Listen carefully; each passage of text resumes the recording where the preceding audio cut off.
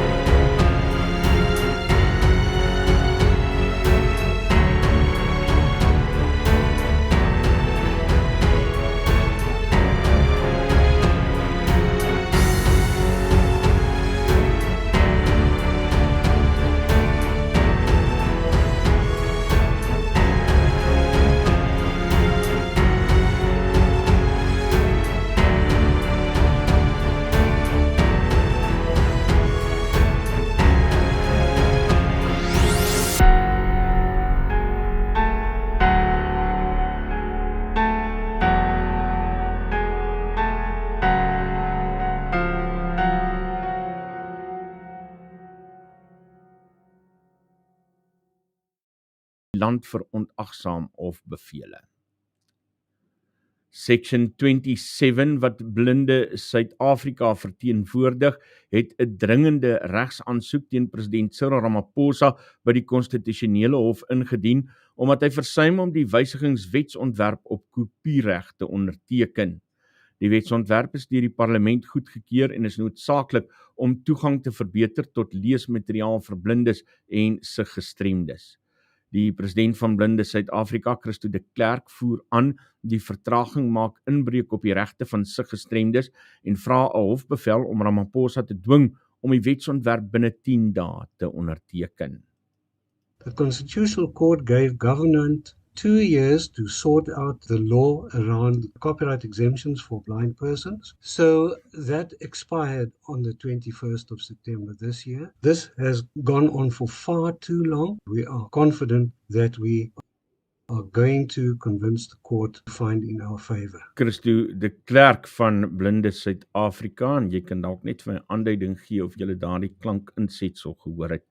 Die ouditeur-generaal se verslag aan die parlement dui aan Suid-Afrikaanse howe sit met 'n agterstand van 37.838 sake soos op 30 Junie 2024. Sake van verkrachting, moord en aanranding ervaar die grootste agterstande. Dit verteenwoordig 'n 13% toename teenoor die vorige jaar. Volgens die verslag is Gauteng en die Wes-Kaap die groot bydraers. Die agterstand is ook vererger deur oortreders wat uit is op borgtog en wat gelei het tot intimidasie van slagoffers en verdere misdade. Parlementslede dring aan op vinnige optrede om die vertragings uit die weg te ruim. Die pas verkose burgemeester van Tshwane, Nasipi Moya, onderneem om voorrang te verleen aan dienslewering en om die ekonomiese gaping in die stad aan te spreek. Moya het 122 stemme op haarself verenig teenoor haar voorganger Silje Brink van die DA wat 86 stemme getrek het. Sy onderneem om gelyke toegang tot alle dienste vir alle inwoners te verskaf, ongeag hulle sosio-ekonomiese status.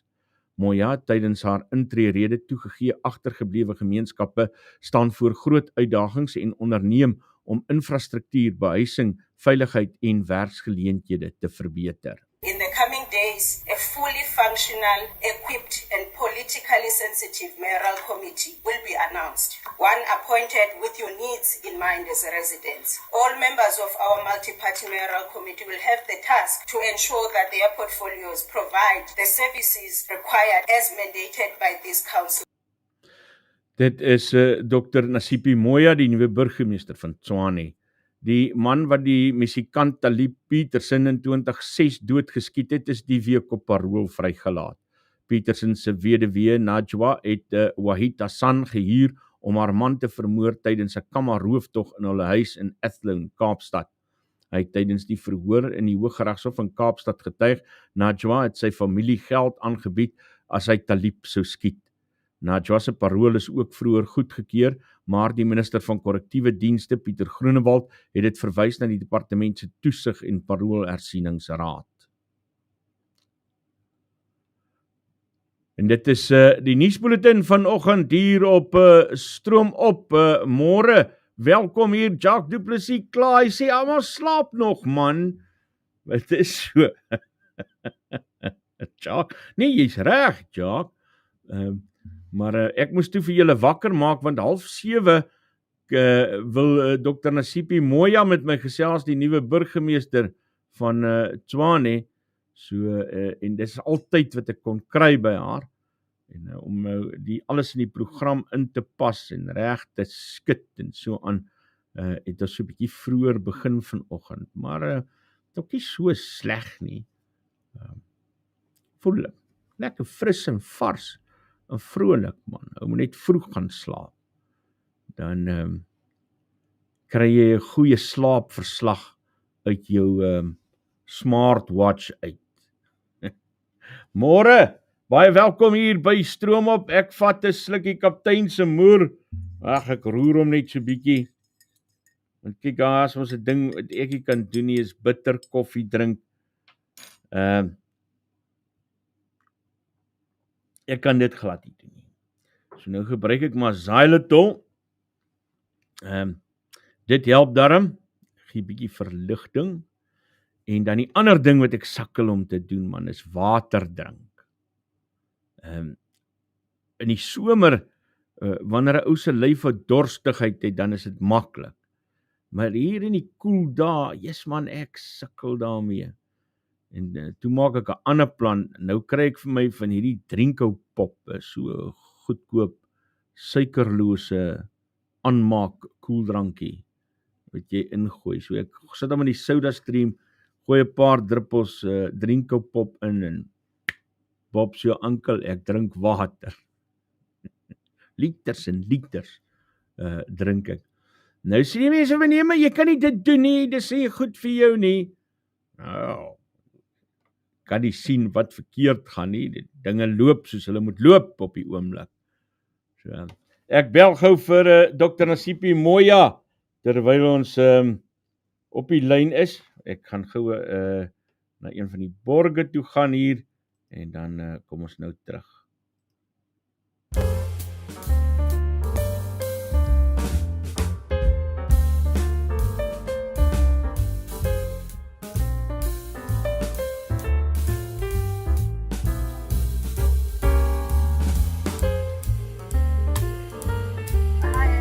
Hi, Dr. Moya. We will be on air in 5 seconds. No. Thank you very much. No. Is it alright if I call you on your name? Nasipi. Yeah, do you prefer a doctor, or can I call you Nasipi? Nasipi is perfectly fine. Thank you very much. No And problem. there we are on air now.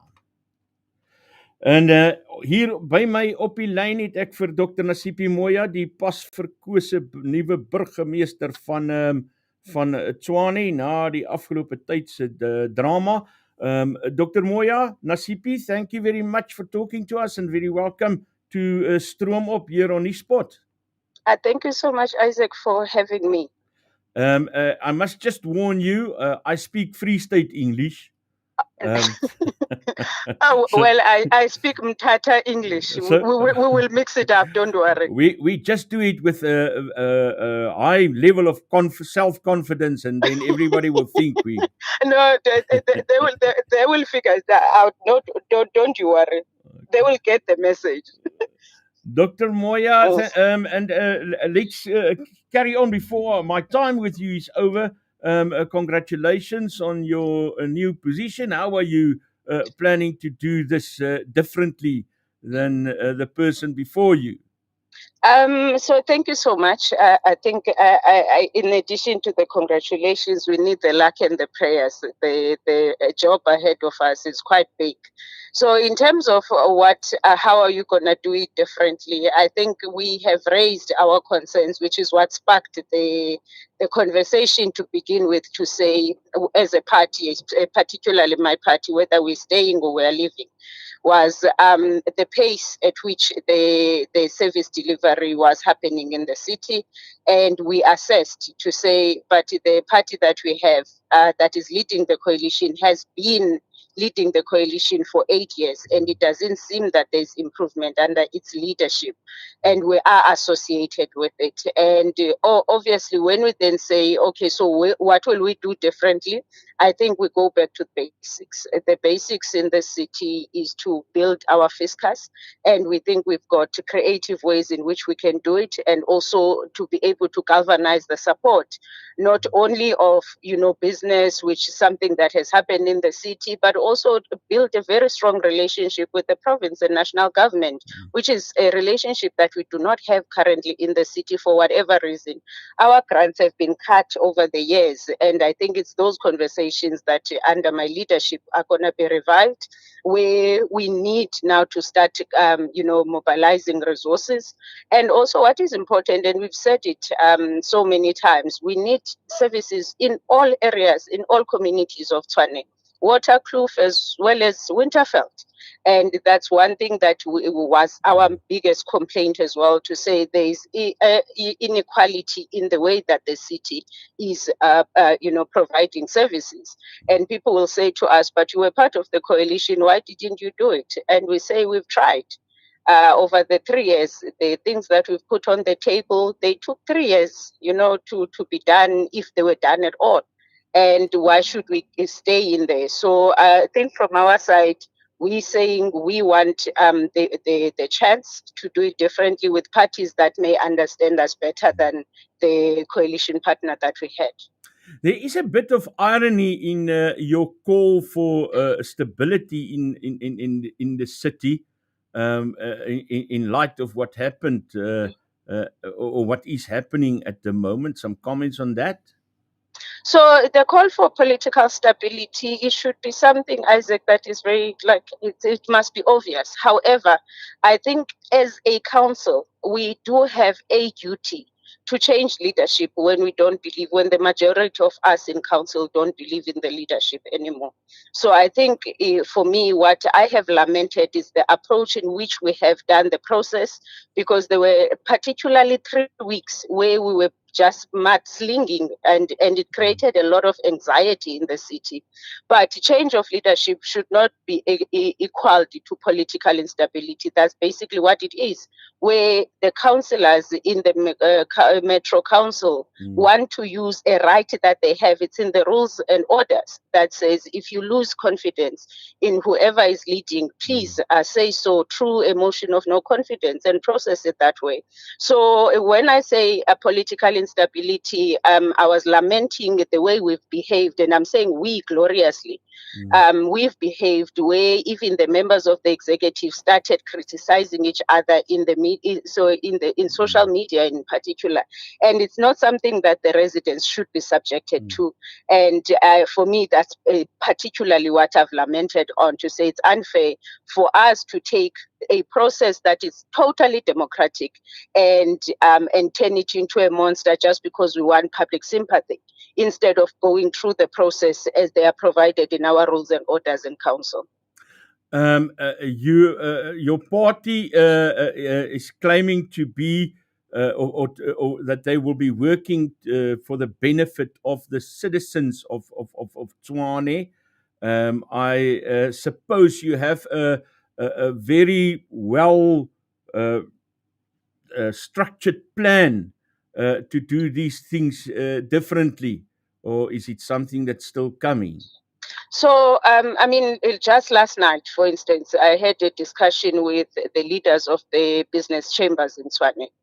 So we know the stakeholders of the city of Tshwane that are helping to build the city, and it's independent of individuals. It's not a NASIP project.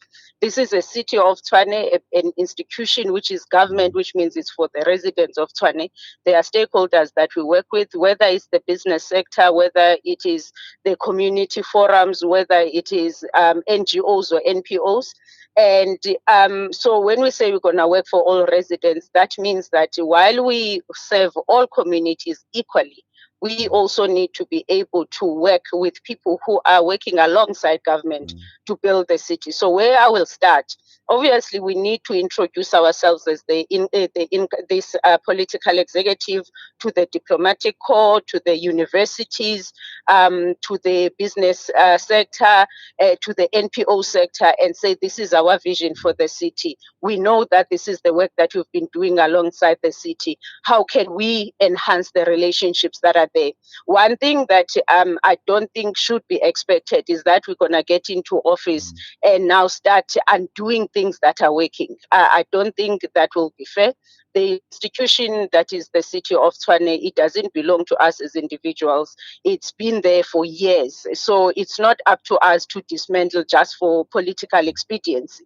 So there are relationships that will be continued, but I think the first step is just to give assurances, not only to the residents, but the specific stakeholders that we know are building, the city. I know that, as the city, we have a lot of MOUs with NGOs that have been helping us, whether to cut grass, to fix street lights. The other day it was SAB donating to Metropolis, vehicles that we didn't have.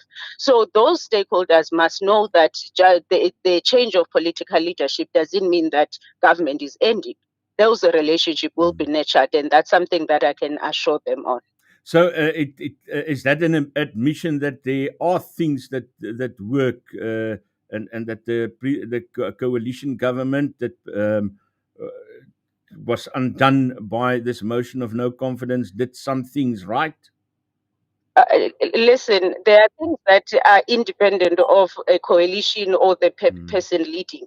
There are things that any institution like the city of Tshwane must do because of the legislation or the policies that it has. Now, when I'm saying that we're not going to get in there and start undoing things, I'm saying there's been relationships. For instance, the Danish relationship, as a city, we've got a relationship with the Danish that has started a few years ago, beyond this term of office, in fact, the last term of office, on water infrastructure. When we come in, we're not going to say, no, do away with the Danish because we didn't start this process. Those are the things that I'm talking about. Then just back to your call for stability and better service delivery. How exactly do you see your new partners, the ANC and the EFF, benefiting your wish to do things better? Because let's be honest, your party criticized the ANC very heavily in the past. Also, the EFF is very well known not to give you any stability. They can move out any moment. Well, I think on the moving out any moment, we've seen parties do that. All parties, not only the EFF. I mean, just in the Western Cape, we saw VF Plus changing coalition partners. So you saw us moving out of a coalition in Ekurhuleni 2 years ago. We have moved out of a coalition. Now the DA moved out of a coalition in Joburg. So I don't think we should start labeling parties as if it's unique only to one party. Parties make decisions all the time to either be associated in a coalition or not. But in terms of the question, which is very important, what I've been saying, those are the things that we have agreed on as these coalition partners. We said together, what are the things that we agree on? And there were more things when it comes to service delivery and the future of the city of Tshwane. And there were more things that we agreed on than we didn't agree on. And the things that we agreed on were a core business of the city of Tshwane, which is, do we believe that we must raise revenue? Do we believe that we must, improve service delivery in all areas? There won't be areas that will be neglected because it's a certain class or certain race. That is not going to happen. And we all agreed. I mean, even the EFF said that in council yesterday. And so whatever we've been saying, it's on the basis that we've already agreed on that approach. Now, there's one thing in saying something and actually doing it. Now, how are we going to do it? The intention is there, but how are we going to do it? So we've already put our mechanisms. Obviously, you have to put these things in writing. You must get the true state of affairs from the city, and then you say, where do we start? So I'm not that particularly worried when it comes to like political parties sticking to what they've agreed on. And I think one of the things that I know is that going into the next election, there's no political party that want to mess up.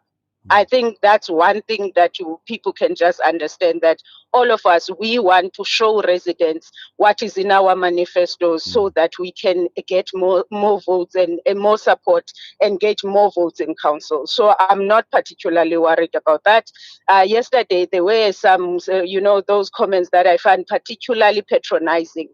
Will you be able to manage? I'm highly qualified, highly experienced. I've been in the city before. I don't understand why people think I can't lead an executive. But so I know residents are skeptical about, and I'm going to work towards giving them that assurance and comfort that in this capacity, I'm not the mayor of a coalition. I am the executive mayor in the city of Tshwane, and that's for the over 4 million residents that reside in Tshwane. Nasipi, just before I greet you, if I phone you back in 90 days, what is the one thing that you would want to tell me by then that changed significantly? I would have a turnaround strategy for the finances of the city. Thank you very much, Dr. Nasipi Moya, for making time for us. All the best for your Make it 100 days. Make it 100 days, Isaac. Yes, make it 100 days. Give me 10 more days. Great. I will give you 10 more days and then I'll phone you back. Awesome. And thank you very much for making time for us and talking to us. But before the 100 days, please do follow up because I understand that you also, target certain like your listenership is certain residents that will be obviously, wanting to know what's happening. So what we'll make sure is that you also get information as we make these announcements, as we make the pronouncements, that your listeners as well benefit from those announcements. They get the information about what the city is doing to turn things around. Thank you very much, Awesome. Nasipi. All the best. Thank you so much. Thank you so much. Bye-bye. Bye. Dr. Nasipi Moya, die nuwe burgemeester van Tshwane, wat daar met ons gesels het en wat beloof dat sy groter bestendigheid in die stad gaan bring. Kom ons kyk wat gebeur. Ek is onseker van wat sy onbestendigheid sy praat maar. Kom ons kyk wat gebeur. My onderrok hang baie erg uit nou, nê.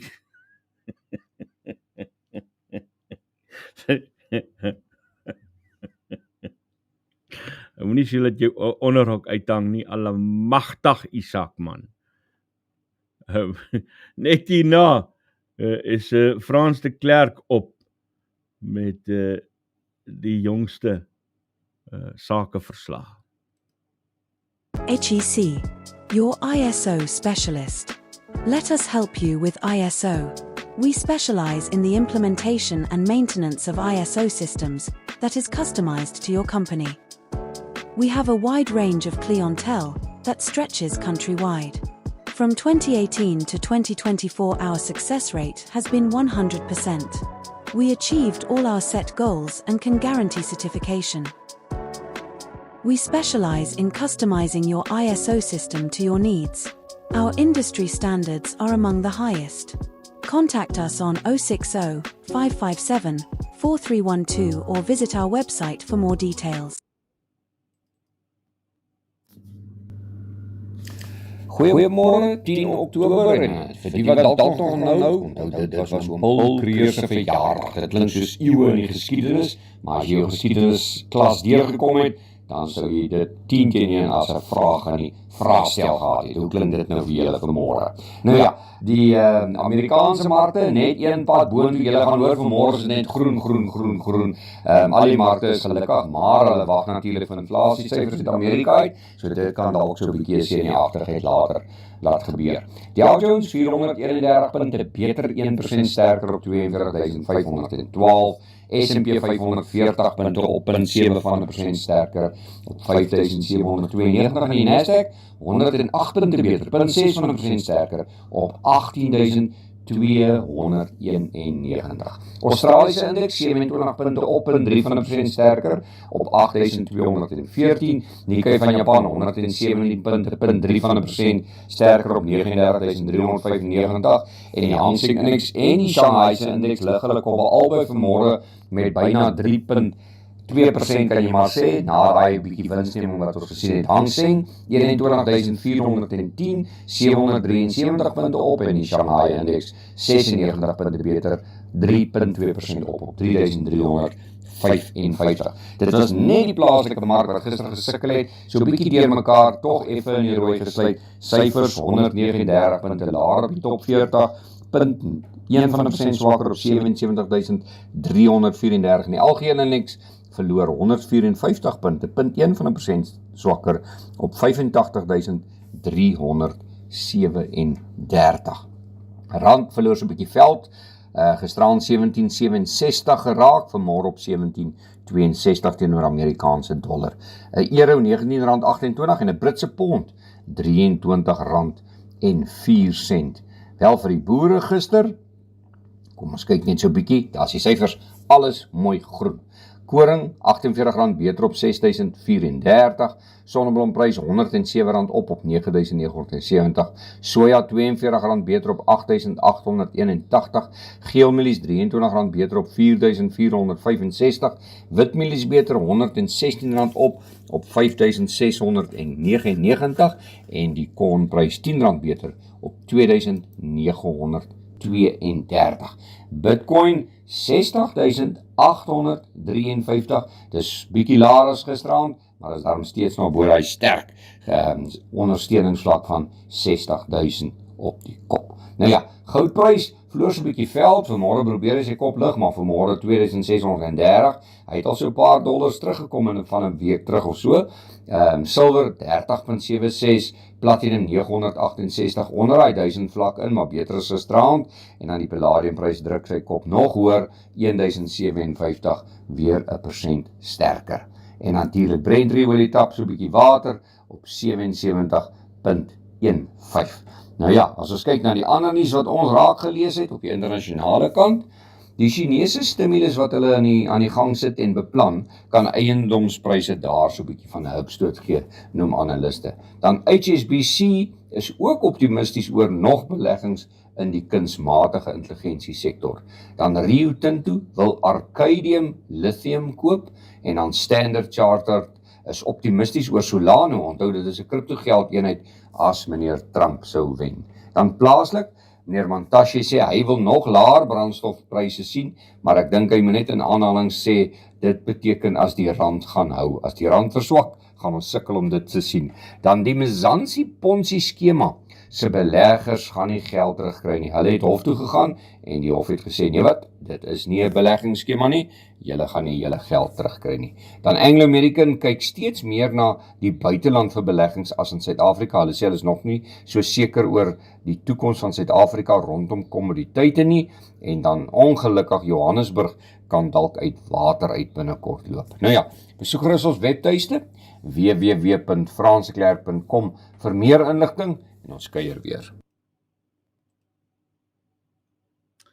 Dit is Frans de Klerk daar met die jongste sakeverslag. Ek sien julle daar oor die klank gekla. Is dit nou die toe Frans op was of is dit die klank soos wat dit nou is? Ek raak verskriklik senuweeagtig oor hierdie klank. As iemand net K ergens stik, dan wil ek begin bewe oor freaking klank. Maak my mal. Gaan werk sommer wie vir die SABC dat ek 'n klankingenieur kan kry. Môre, kom ons gaan kyk na die sport vanoggend en tennis. Die voormalige kampioen Novak Djokovic is vir die 10de keer deur na die Shanghai Meesters se kwartfinale. Die Servier het Roman Safiullin van Rusland verslaan en is op pad om sy 100ste toer vlaksege te behaal.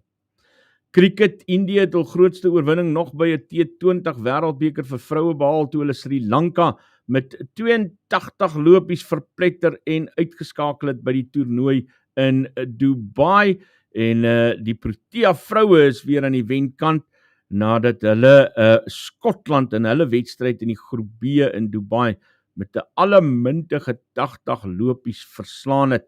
Kaptein Laura Wolfhard, Desmond Brits en Marizaan Kap het al 43-talle behaal en die Proteas het 'n baie mededingende 166-5 aangeteken en daarna vir Skotland vir net 86 uitgehaal nadat Nonkululeko Mlaba 3 paaltjies laat kantel het. Die Proteas is nou eerste in die groep en speel dan Saterdag in hulle laaste groepwedstryd teen Bangladesh. Rugby, Wêreldrugby se raad gaan volgende maand stem oor die voorstel van 'n rooi kaart van 20 minute. Die reël is getoets tydens die onlangse rugby kampioenskap wat Suid-Afrika gewen het en in ander toernooie. Die beheerliggame gaan ook ander wysigings oorweeg soos beter beskerming vir skrimskakels en voorstelle om die spel te versnel met beperkings van 30 sekondes op skrim en lynstaan ingooie. En dan gaan Wêreldrugby ook besin of lynstaande mag voortgaan as die bal skeef ingegooi word, maar teenstanders wel spring.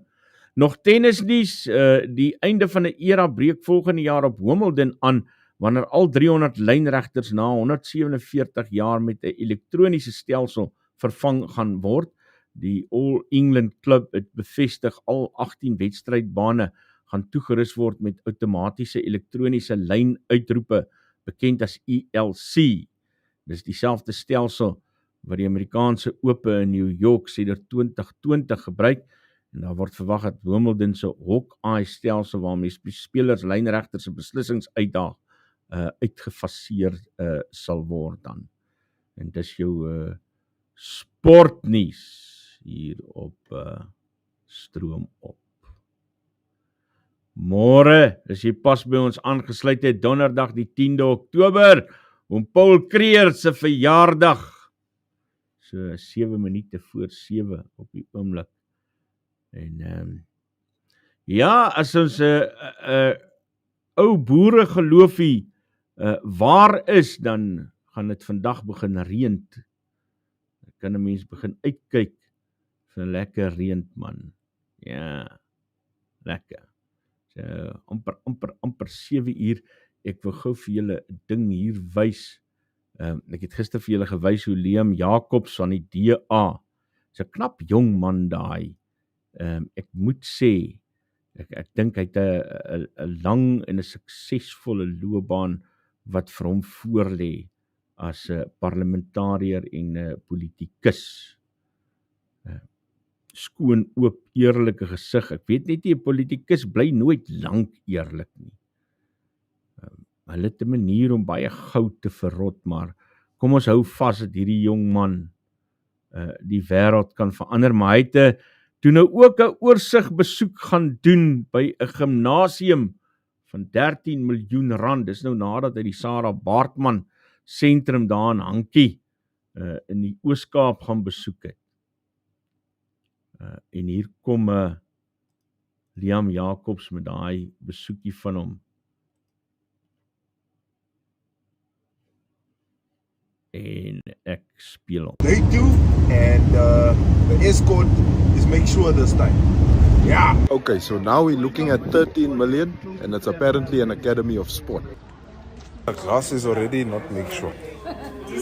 So we've got treadmills. We've got 2 treadmills. As per usual on a treadmill, you go nowhere slowly. On this one, you just won't go anywhere. I have not seen this much wood in a gym.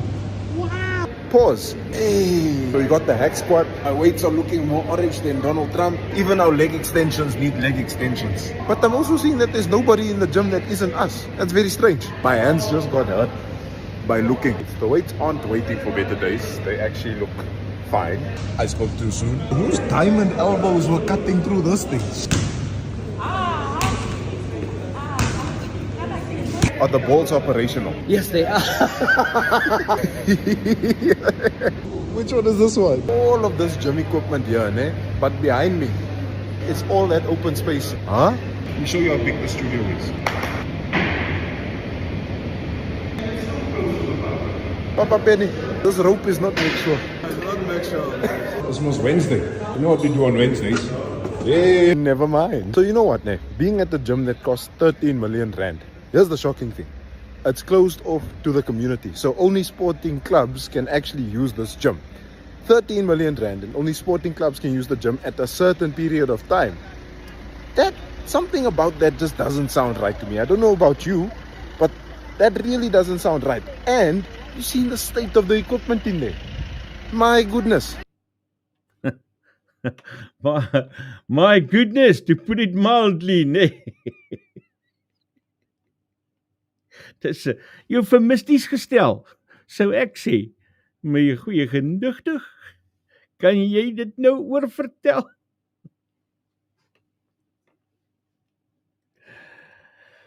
Ja, so word die makmoegoes uitgewys en hoop ons maar dinge raak beter, maar ek begin nou alweer pessimisties raak.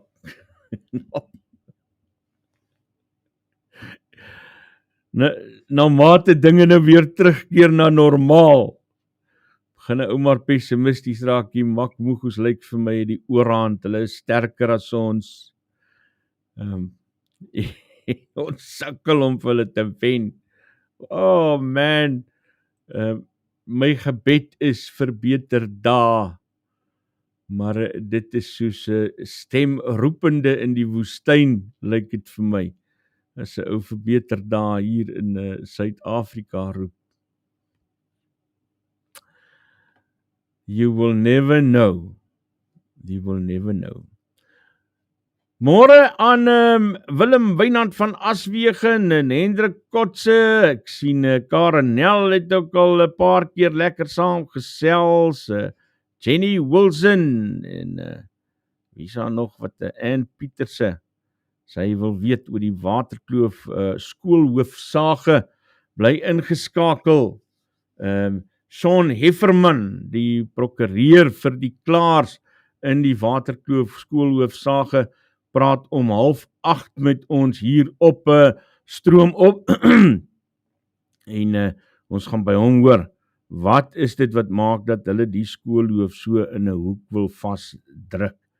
En dan gesels ons 7:15 met Koos Maree. Hy's 'n tandarts, baie jare lank al, 'n deurwinterde tandarts. Is jy 'n vermaarde tandarts? En daar's 'n toets wat onlangs gedoen is, wat vasgestel het dat 140 uit 180 tandartse wat in hierdie toets deelgeneem het, is bereid om jou te verneuk en werk te doen wat onnodig is aan jou tande.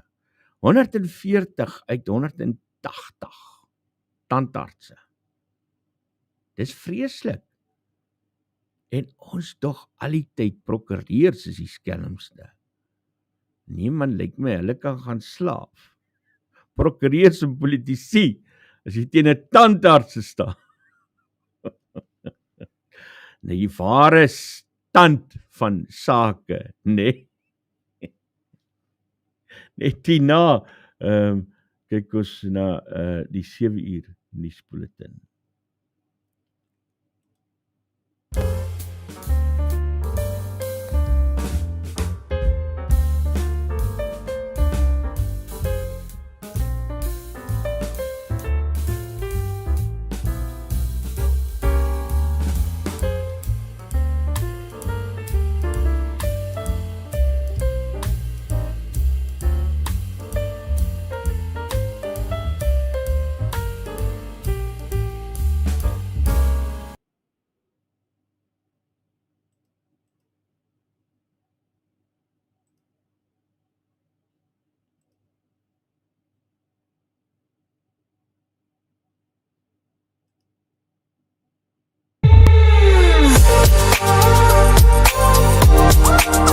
Jy luister na Isak Du Plessis op Nuuspod.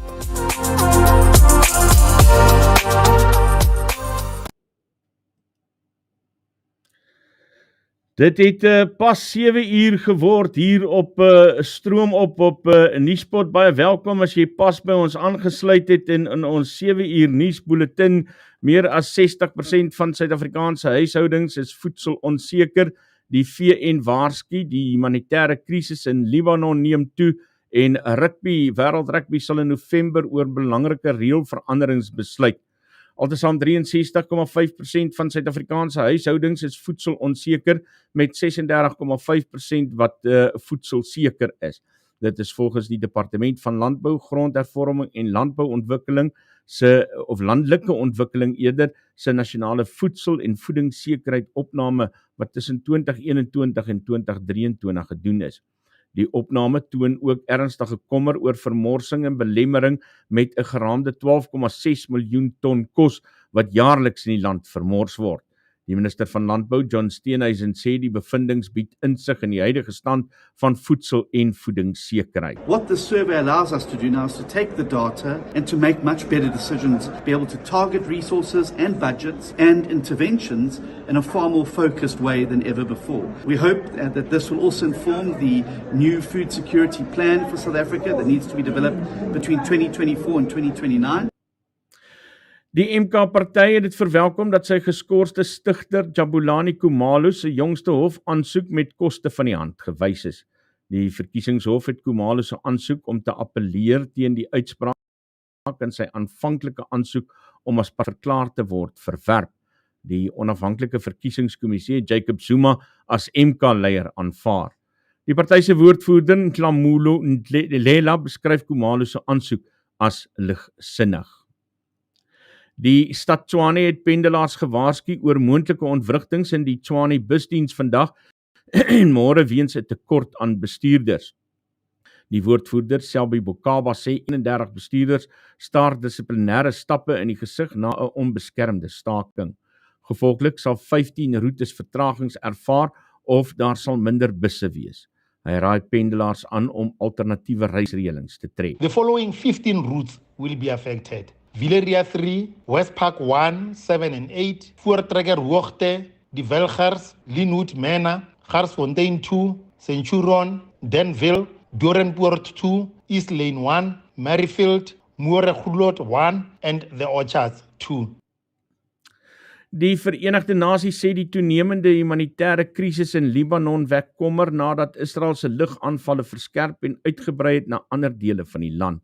Sedert Dinsdag is 2083 mense dood en meer as 608.500 intern verplaas. Die voortsleepende konflik het 350.000 kinders ontwortel. Die VN sê dringende optrede is nodig om burgerlikes teen toenemende geweld te beskerm en seker te maak humanitêre en hulpwerkers kan veilig noodsaaklike ondersteuning lewer. Finansiële aanwysers, die rand verhandel teen R17.62 teen die dollar, R19.29 teen die euro en R23.05 teen die pond. Bitcoin verhandel teen $60,742,89. Die prys van goud is $2,609,73 per fyn ons en Brent olie staan op $76,81 per vat. Ten slotte, 'n troostdiens vir die stigter van die Rema Bible Church, Ray Macaulay, word vanaand gehou met 'n vereringsdiens aanstaande week. Die 75-jarige Macaulay is Dinsdag aand tuis oorlede, omring deur sy familie. Macaulay was 'n sleutelfiguur in die demokratiese oorgang in Suid-Afrika en het wit Suid-Afrikaners tydens die verhore van die Waarheids- en Versoeningskommissie gevra om te erken hulle is gedurende die apartheidsera deur 'n regeringspropaganda mislei. Hy word aanstaande Saterdag begrawe en dit word vooraf gegaan, deur 2 gedenkgeleenthede. En dis jou nuusbulletin hier op Stroom op. Goeiemôre, Reg Kombrink. En Sharon Pretorius wat vra julle moet like asseblief. Tracy Lotter wat sê die spreekwoord sê nie verniet, hy lieg soos 'n tandetrekker nie. Wag tot 7:15 om te hoor hoe lieg so 'n tandetrekker. Dan nou wrintie waar vir ons, nee.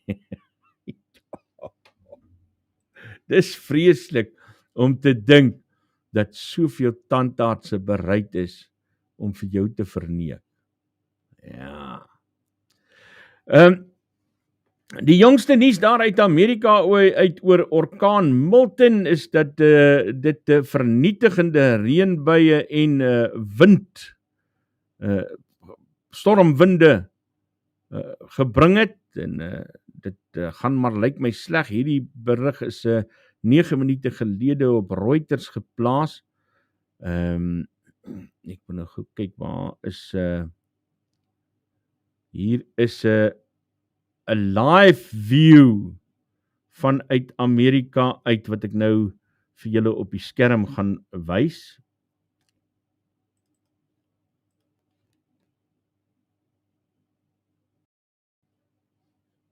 Ek moet so maak om dit te kan doen. Ja, daar is hy. En dan maak ek hom net 'n bietjie groter. Ek sit die klank aan. En dit help jy om klank aan te sit nie, want dit is natuurlik 'n veiligheidskamera se beeld daai. Nou maar daar kan jy sien wat op die oomblik aan die gebeur is daar in Florida.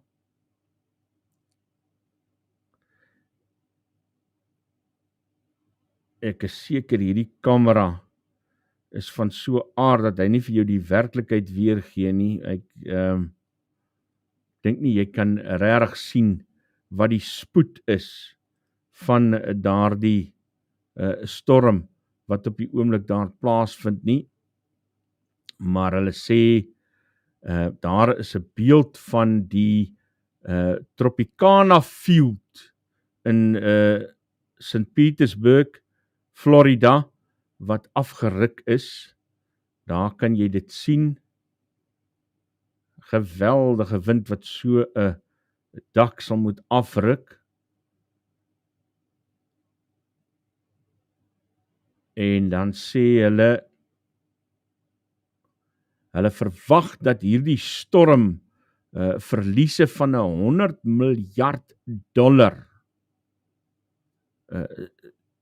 tot gevolg sal hê vir die versekeringsbedryf. Wat dan natuurlik 'n groot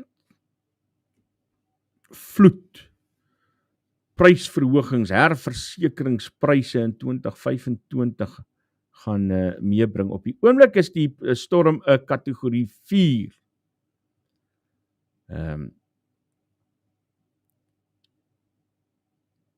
En dit was in 'n stadium, was daar vrese dat dit 'n kategorie 5 sou wees en dat dit nie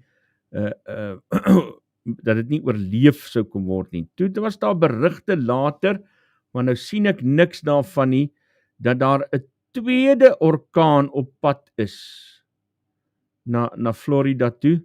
Ek sien egter nog niks hier op Reuters nie. So as ons inligting daaroor kry, miskien net een van julle skakel na so 'n berig toe, indien dit waar is. En as daar dalk van julle is wat beeldmateriaal het van wat op die oomblik daar in Florida gebeur, kan julle dit ook gerus vir my aanstuur, sommer op WhatsApp, en dan kan ons ook daarna kyk. Intussen, kom ons gaan na Dr. Roelof Botha toe. Ons het nog so 3 episodes van die Blinkkant oor vir hierdie maand, en Dr. Roelof Botha het gisteraand gou met my gesels oor dit wat blink is in die ekonomie. Dis die rubriek waarin ons doelbewus kyk na wat goed gaan in die ekonomie. Ons ignoreer nie dit wat sleg is nie, maar in hierdie rubriek kies ons om dit wat goed is uit te lig.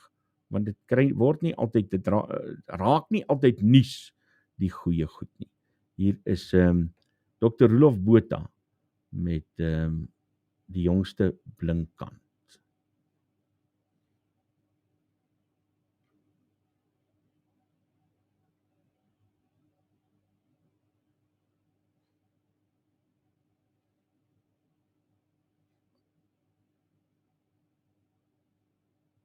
Ons moet net kyk waartoe het hy gegaan. Daar is hy. Baie welkom by die Blinkkant, ons weeklikse sake rubriek met Dr. Roelof Botha, waarin ons aan die positiewe aspekte van die ekonomie kyk. En Roelof, die laaste tyd het dit nou baie goed en blink gegaan in party aspekte van die ekonomie. As mens kyk na die rand en die goudprys en die olieprys, en ons sien wat dit aan die petrolprys gedoen het op die oomblik. Maar, hoewel het nou nie nog nie slegte nuus is nie, het die rand nou intussen teruggegly, en is hy besig om weer terug te gly, en die olieprys lyk my is weer besig om op te gaan. So al daai optimisme wat ons die vorige keer gehad het nou so bietjie verlangsaam, om dan nou maar 'n ekonomiese term daarvoor te gebruik. Waarna kan ons hierdie week kyk wat blink is? Ja, ek moet daarom net by sê, en daar's hopelik baie kykers wat sal waardeer wat ek nou gaan sê is, 'n sterk rand is baie goed vir die bekamping van inflasie. Dit is baie eenvoudig. Jy betaal minder rande vir jou invoere. En as jy 'n trekker wil koop, of 'n nuwe bakkie wil koop, of masjinerie wil koop, dan hou jy van 'n sterk rand. Maar dit is nie goed vir uitvoerders nie. So as die rand nou 'n bietjie sou verswak, en daar is mense wat in die volgende paar dae of weke moet nou buitelandse valuta in die hande kry, en gaan hulle meer hande kry daarvoor. So die wisselkoers is altyd is swart met twee snykante. Hy maak, as hy sterk is, dan is die invoerders bly, en die uitvoerders is nie bly nie, en omgekeerd. So, maar ons het nou daarom redelik baie petrolprysverlagings gehad. Ek dink net in my eie situasie, ek moet elke week Noordwes toe ry, heen en weer so 150, 180 kilometer, en dan 'n bietjie rondry daar. So, ek het altyd so 600 rand se diesel ingegooi, dan hou dit my op vir hier in die dorp 'n klein bietjie. Nou is dit so 450 rand wat ek ingooi. So ek het al klaar 150 rand meer wat ek kan spandeer aan 'n bietjie biltong daar by Groenkloof-hoof is, as jy ooit in Pretoria is. Maar die goeie nuus, en dis vars nuus, is dat Statistiek SA het nou net bekend gemaak hoe dit gegaan het met kapitaalvorming in die tweede kwartaal van jaar. Nou, kapitaalvorming is nie 'n vreeslike moeilike begrip nie. Dit is eenvoudig produktiewe bates. Met ander woorde, vir 'n boer is dit 'n trekker. Vir 'n bouer, 'n kleinerige bouer is dit 'n bakkie en 'n sementmenger. Vir 'n konsultant soos myself is dit 'n skootrekenaar en 'n vinnige kar. Met partykeer duur te staan kom, maar in elk geval is my enigste slegte gewoonte. En kapitaalvorming in Suid-Afrika in die tweede kwartaal jaar op jaar toename 10%. 10%. Dit is ontsettende goeie nuus. Want 'n kyker sal besef dat wanneer daar byvoorbeeld 'n besigheid is wat wil uitbrei en hulle spandeer nou geld in bedryfskapitaal, essensieel is dit wat die kapitaalvorm moet beteken. Hulle kry nuwe masjinerie, hulle koop nog nuwe voertuie en iets meer. Wat daarop volg, uit die aard van die saak uit, is hoër omset, is 'n diensname. Dit is in baie opsigte is dit 'n vroeë aanduiding van wat met ekonomiese groei kan gebeur. Ons noem dit leidende aanwysers. En dit is regtig baie bemoedigend nuus, maar wat veral bemoedigend is dat jaar op jaar het die konstruksiebedryf met amper 100% toegeneem, die waarde van konstruksieaktiwiteit. En hierdie is die tweede kwartaalsyfers. En ons het in die tweede kwartaal van jaar het ons 'n verkiesing gehad. En daardie verkiesing het geweldig baie onsekerheid veroorsaak. Nou, ek is redelik seker, veral na die laaste ontmoeting tussen Suid-Afrika se sakeleiers, meer as 100 van hulle sover ek weet, en die president en ander lede van die kabinet, dat die derde kwartaal se kapitaalvorming gaan nog hoër wees. Hierdie ekonomie is besig om nou aan die gang toe kom. Al wat ons nou nog kort, is om 'n bietjie vuur te maak, daar onder die reservebank, onder daai mannes af, en dat hulle asseblief tog net die rentekoerse 'n bietjie verder kan verlaag. 11,5% is nog 1,5 persentasiepunt hoër as wat die prima koers was voor COVID. Hy was toe 10%. En toe was hy te hoog. So gelukkig volgende maand is daar weer 'n vergadering en ek is redelik optimisties dat hulle hom met 50 basispunte gaan verlaag. Maar hy moet nog verder sak. En dit sal uit die afdeling uit goeie nuus wees. Ek sien dat die drive.co.za motorindeks wat nou onlangs begin is, hulle 12 aanwysers van kwantitatiewe aanwysers van die motorbedryf. Dit sluit in, hulle kyk na rentekoerse, hulle kyk na nuwe karverkope, tweedehandse karverkope en iets meer, en ook natuurlik die werkswinkel omset. En daardie indeks het baie mooi gestyg ook nou in die derde kwartaal. Met verdere rentekoersdalings en Kersfeespresente, daar's party ouens blykbaar dat of hulle self 'n nuwe kar vir Kersfees kan koop. Ek nou juist vra oor die rentekoersverlaging en die moontlikheid dat van verdere rentekoersverlagings, dit behoort sekerlik 'n positiewe impak op die huisbedryf te hê en die motorbedryf veral in die komende maande. Ja, ongetwyfeld. Wat ook baie bemoedigend is, dat die Betterbond indeks, hulle het 'n indeks van die waarde, die gemiddelde deposito wat mense nodig het om 'n huis te kan koop, wat nou deur hulle geadministreer word, die verbandlenings. En daardie deposito het nou vir die eerste keer in lang tyd het hy weer bietjie begin sak. En dit is uit die afhengsaak uit as gevolg van die banke wat voorsien dat rentekoerse gaan verder verlaag.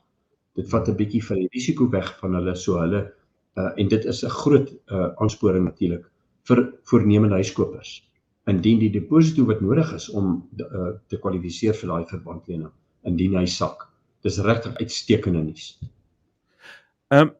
Wat ons egter wel kan raak is die dollar self, en daar kan goed gebeur in die lig van wat in die Midde-Ooste op die oomblik aan die gebeur is.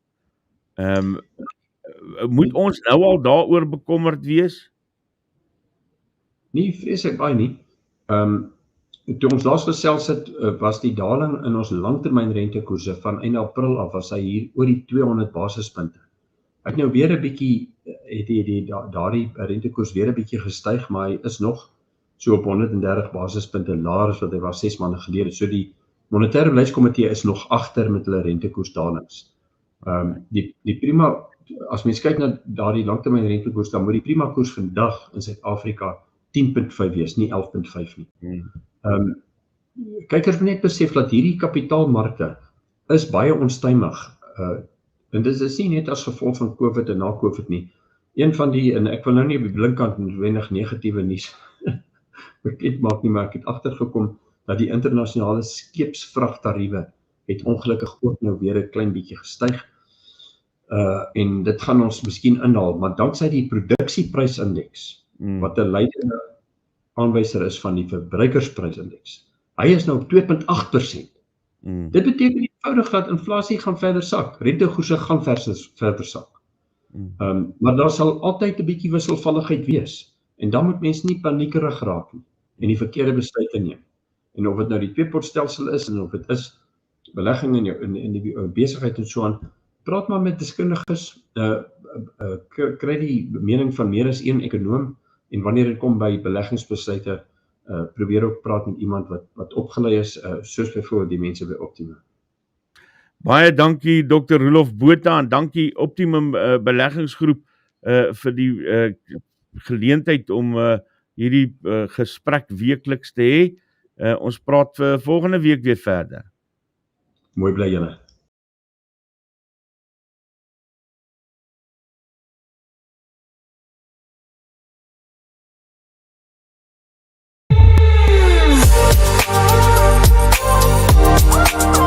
Baie welkom by die Blinkkant, ons weeklikse saak. Hy moet nie terugkom nie, hierdie een moet weggaan. Daar is hy is nou heeltemal oorgretig om die program oor te neem, hierdie Blinkkant. Goeie genigdag. Is 20 minute oor 7, ons kyk gou na ons koerantopskrifte, Business Day, berig 'n hofuitspraak wat Transnet se beoogde transaksie van 11 miljard rand met 'n Filipynse groep vir die bestuur van die hawe-terminale in Durban verhoed, is 'n reuse terugslag vir president Cyril Ramaphosa se plan om staatsondernemings te laat herleef. Beeld staan sy hele voorblad af aan die verkiesing van Nasipi Moya van Action SA as burgemeester van Tshwane. Die DA het hom in reaksie amptelik aan gesprekke met die ANC oor 'n stabiliteitsooreenkoms in ander metros onttrek. The Star in Pretoria Nuus skryf lede van die gemeenskap het op Spaza winkels toegesak en geplunder na die dood van 5 kinders wat na bewering vergiftig is deur kos wat hulle in Naledi gekoop het. Tweedens berig die koerant die voormalige openbare beskermer Busisiwe Mqwebane gaan nie 'n uitbetaling van 10 miljoen rand ontvang nie. Sowetan berig die beskuldigde in die Lusiki slagting, Sipho Sotolo Mieketu, is reeds in 1996 lewenslank gevonnis vermoord voordat hy in Julie verlede jaar op parool geplaas is. The Citizen skryf die 12-jarige Sibusiso Mbata skryf in sy selfdoodbrief aan sy ma, hy sal haar in die hemel sien. Dit volg nadat 'n onderwyser vir hom gesê het hy moet sy gay lewenswyse in die township los. Die Volksblad in Bloemfontein berig die voorsitter van die portefeulje komitee oor basiese onderwys, Joy Maimela, sê die straf vir die 4 leerders van Appington wat die K-woord op sosiale media gebruik het, is te lig. Tweedens skryf die koerant 'n werknemer by 'n winkel in Kathu, Mohammed Ferrasi, is oorrompel en doodgeslaan voordat die winkel geplunder is. Die Burger het dieselfde hoofberig as 'n Beeld oor die DA se onttrekking aan gesprekke met die ANC oor 'n stabiliteitsooreenkoms. Dan skryf die koerant 'n geldinsamelingsveldtog is van stapel gestuur om die liggaam van die 21-jarige Luke Smith na Suid-Afrika terug te bring. Hy is dood na 'n aanranding in Nieu-Seeland. En dan laastens is daar nuus oor 'n dooie orka wat op die strand by St. Helena Baai gevind is. Cape Times skryf ook die vermeende Lusiki moordenaar was op parool en dan berig hulle ook oor Nasipi Moya se planne vir Tshwane.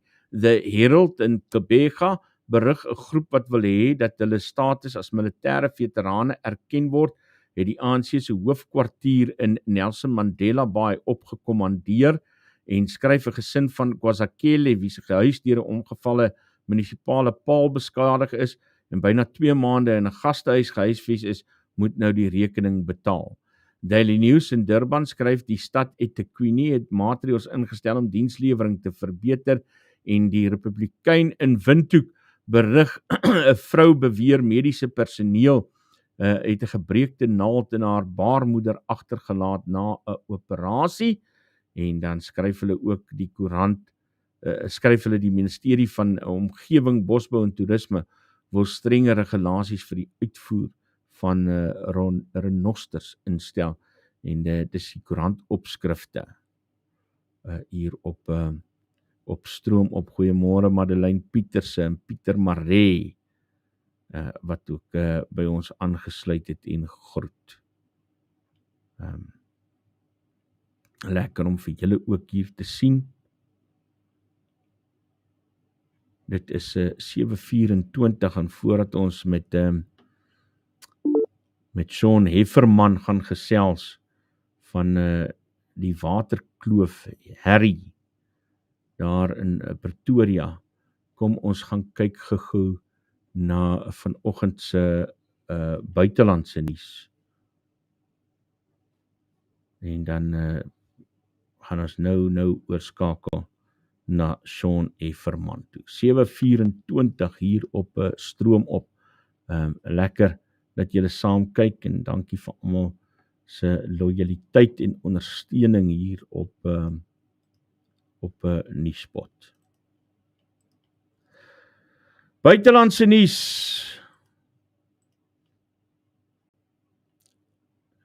Die 7-malige Formule 1 wêreldkampioen Lewis Hamilton is gekies as een van die glanspersoonlikheid mede-voorsitters vir volgende jaar se Met Gala in New York. Die ander mede-voorsitters is die sanger en liedjeskrywer Pharrell Williams, die akteur Coleman Domingo, kletsrymer, is dit nou A$AP Rocky of hoe noem hulle vir hom? Ek het in my dagdies lewens nog nooit van hierdie ou gehoor nie. Moet ek nou vanoggend my onkunde hier aan die volk kom tentoonstel? Ek het geen freaking cooking clue. Wie is hierdie ou $AP Rocky? Ergens het ek tred met die wêreld verloor, lyk dit vir my. En is dit die afdraandpad. Maar die ander sterre is Los Angeles Lakers, een van die ander sterre is Los Angeles Lakers se LeBron James. Die tema van die Met Gala op 5 Mei is Superfine Tailoring Black Style, wat die Kostuum Instituut se vertoning vir lente 2025 vereer. Dan die Verenigde Nasies wat sê die toenemende humanitêre krisis in Libanon wek kommer nadat Israel se lugaanvalle verskerp en uitgebrei het na ander dele van die land. Sedert Dinsdag is 2083 mense dood en meer as 608.500 intern verplaas. Die voortsleepende konflik het 350.000 kinders ontwortel en die VN sê dringende optrede is nodig om burgerlikes teen toenemende geweld te beskerm en seker te maak humanitêre en hulpwerkers kan veilige en noodsaaklike ondersteuning lewer. Die Nobelprys vir letterkunde word vandag bekend gemaak, die 116de toekenning sedert 1901 en altesaam 120 pryswenners het in die verlede reeds die eerbewys ontvang met slegs 17 vroue onder hulle. Die wenner sal meer as 170 miljoen rand ontvang. 'n Lid van die Nobelkomitee, Heiner Linke, was intussen vol lof vir die chemiepryswenners David Baker, Dennis Asibis en John Jumper vir hulle innoverende werk oor proteïene. With skillful use of artificial intelligence, they made it possible to predict the complex structure of essentially any known protein in nature. Another dream of scientists has been to build new proteins to learn how to use nature's multi-tool for our own purposes. Orkaan Milton het 'n Amerikaanse meteoroloog wat al 33 jaar op TV oor orkane verslag doen tot trane gedryf op die lug. John Morales van NBC het agterna gesê atmosferiese druk was deel vir sy reaksie verantwoordelik. Afnames en barometriese druk is die beste voorspeller van die groeiende intensiteit van 'n storm, met Milton se druk wat tot 50 millibar gedaal het binne slegs 10 ure. Morales sê sy reaksie is veroorsaak deur die groeiende gevoel dat ongecontroleerde aardverwarming deels vir die situasie verantwoordelik is. Orkaan Milton beweeg tans oor die Golf van Mexiko na Florida. Een van die laaste oorlewendes van die konsentrasiekamp by Auschwitz, Die 100-jarige Lily Ebert is in Londen oorlede.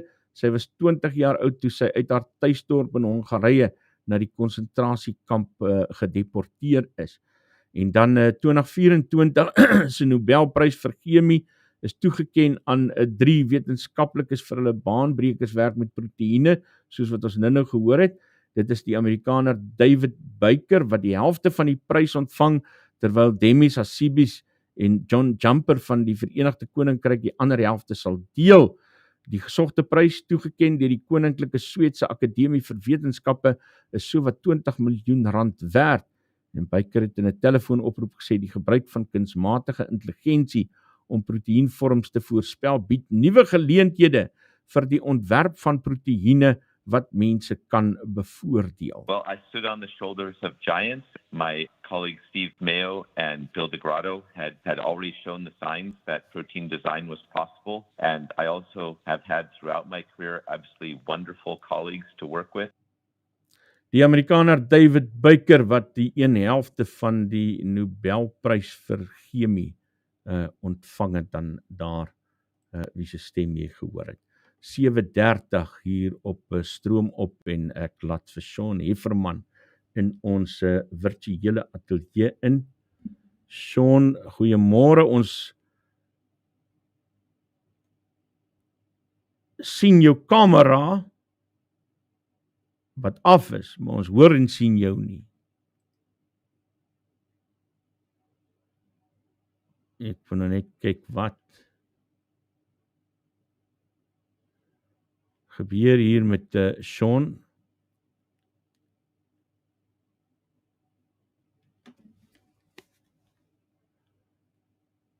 Sean, kan jy vir ons hoor? Ons het vir jou ingelaat.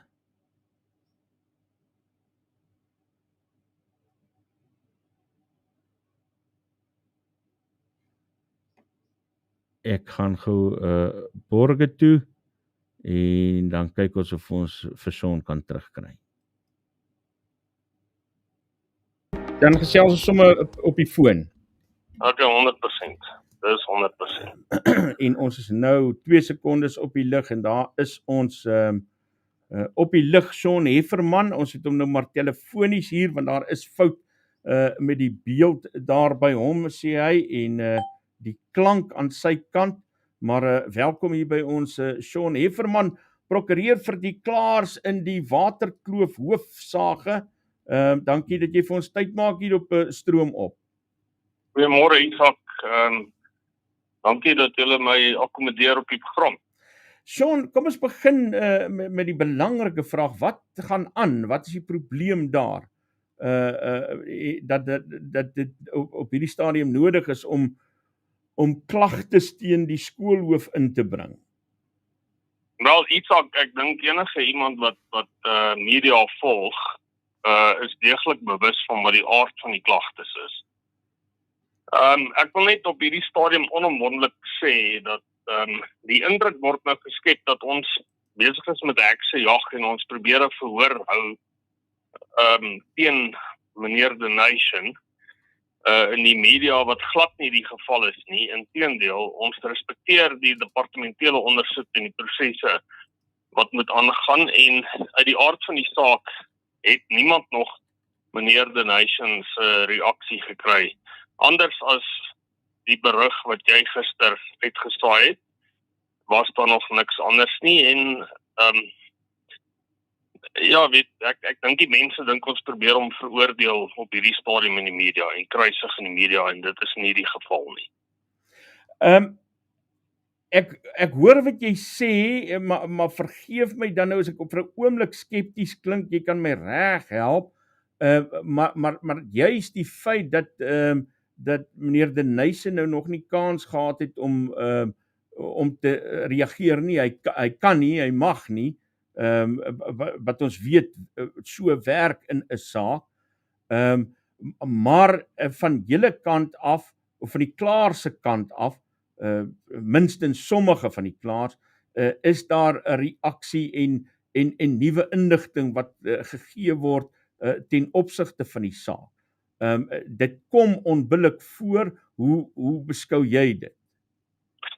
Is dat nee, ek sê nie sê dit is onbillik nie, jy weet, sekere geluide word gemaak van my kollegas en regsgeleerdes wat aan die ander kant van die draad staan oor uitlatings wat in die media gemaak word. Uit die aard van die saak is daardie uitlatings nog nie eers getoets aan die waarheid nie. Maar dat die saak wel in publieke belang is, dit is so.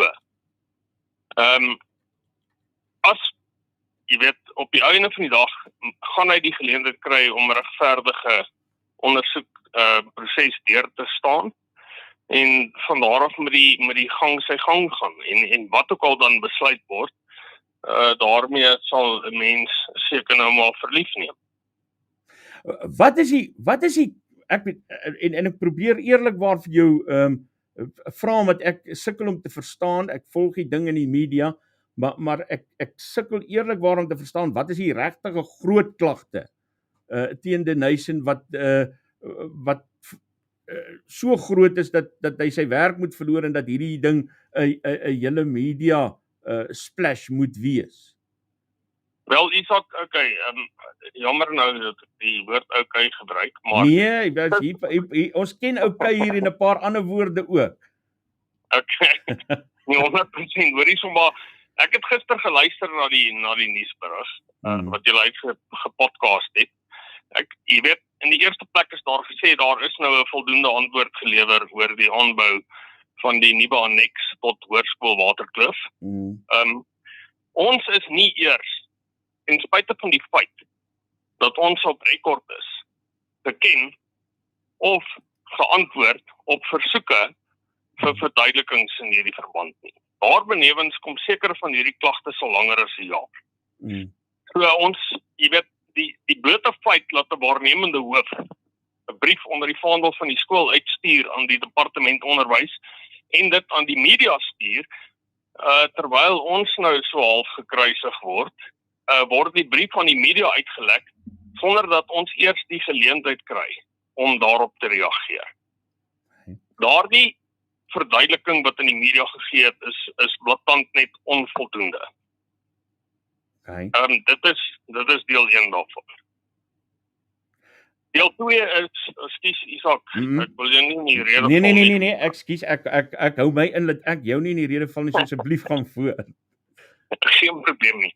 So die tweede gedeelte gaan oor 'n meer 'n gedragsoptrede probleem, waarmee sekere leerders en sekere ouers probleme het. Maar wat vir my kommerwekkend is op hierdie stadium is, as ek kyk na die op- en aanmerkings wat gemaak word in die media, is dit baie, baie duidelik dat van die minderjarige kinders wat betrokke is by hierdie ondersoek en die ouers, wat dan per implikasie beteken, jy weet, die ouer word gekonnekteer met 'n minderjarige kind, dat sekere inligting ten aansien van daardie probleme en klagtes uitlek in die media. En ek kan my nie nou daaroor verder uitlaat nie. Okay, nee, ek hoor wat jy sê, Sean, en weer eens as ek kritiese vrae vra, dan is dit nou nie teen jou persoonlik gemik nie, maar ek probeer ook verstaan, want ek kyk na die klagtes soos wat daar in die media berig word daaroor, en ek het nou ook gesê, ek sukkel om iets te sien wat my nou so geskok het, dat ek nog gesê het, ek moet nou van hierdie hoof ontslaa raak. Die goed wat hier genoem word in my beskouing van die saak, en soos ek sê, dis baie subjektief, is goed dat ek sê, okay, is ongemaklik, ons moet dalk vir die hoof vra, hy is 'n bietjie godgierig vir party mense se gevoel, en hy is partykeer 'n bietjie onvanpas, erg onvanpas, wat mense ongemaklik kan maak, maar ek sien nie iets wat so 'n ondersoek en 'n moontlike afdanking konstitueer nie. Ek sê maar dan jy weet, in die eerste plek, wat is dit wat jou verpligtinge as 'n hoof is? En hoe ver gaan jou bevoegdhede as 'n hoof? Jy weet, ou moet ongelukkig hierdie vrae vra. van mening dat die aantuigings teen die hoof van 'n ernstige aard is. Ek veroordeel nie vir meneer De Nuyse nie. Ek het absoluut niks teen hom te sê nie. Ek het hom nog nie in persoon ontmoet in my lewe nie. En ek aanvaar, daar is altyd twee kante van 'n storie. Dit leer jy na baie jare in hierdie professie. Maar daai goed alleen regverdige ondersoek. Dan in die tweede plek, as daar enige beweringe is van ernstige finansiële oorskrydings, is dit net so ernstig. En as jy, ekskuus Isak, en ek sê dit met die grootste vorm van respek, sukkel om te sien hoekom hierdie ding hoegenaamd tot klagtes geeskaleer is by die Gauteng Departement van Onderwys, dan kan ek nie eintlik veel verder daarop antwoord. Okay, maar kom ek lees vir jou hierso. Hier berig Netwerk 24 hieroor.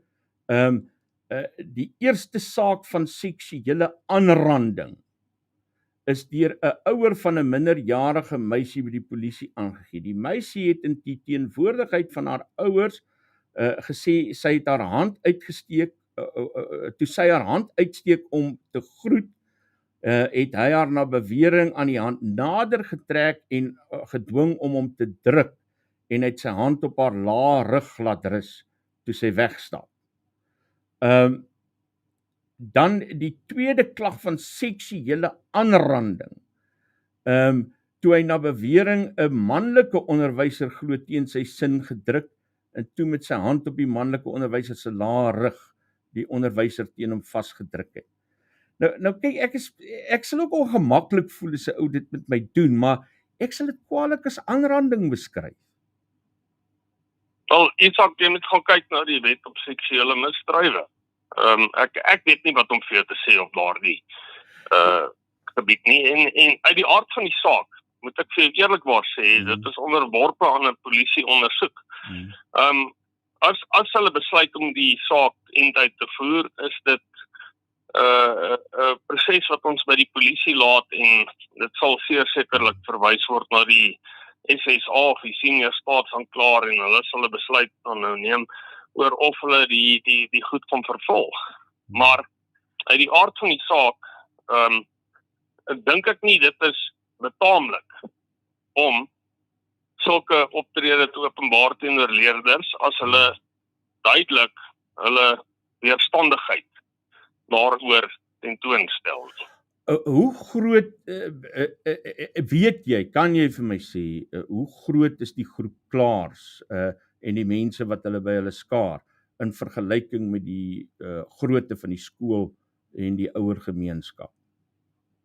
Isak, dis interessant dat jy my die vraag vra. Ek hoor die hele tyd van 'n groep, die Waterkloof 1200 ouers.